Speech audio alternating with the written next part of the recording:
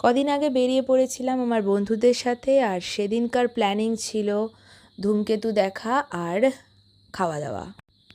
পৌঁছে গেছিলাম বেলুড়ের রঙ্গোলি মলে, আর সেখানেই আমরা ধূমকেতু সিনেমাটা দেখলাম।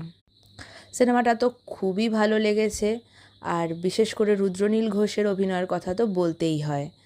আর ঠিক সিনেমা শুরু হওয়ার আগে আমরা একটা স্টোর ঘুরে বেড়াচ্ছিলাম এইভাবে। দারুণ দারুণ সব শোপিস ছিল সেখানে, খুব ভাল লাগছিল আমার দেখতে এগুলো।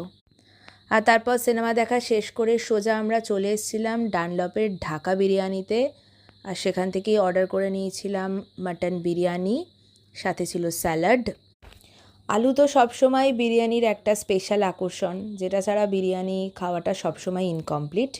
এখানকার বিরিয়ানি মোটামুটি লেগেছে আমার, তবে মাটনের পিসটা কিন্তু সত্যিই ভালো ছিল, অনেকটা বড় ছিল আর ভীষণ নরম ছিল। তো সব মিলিয়ে খাওয়া দাওয়া, ঘোরা আর সবটাই কিন্তু সেদিনকে একদম জমে উঠেছিল।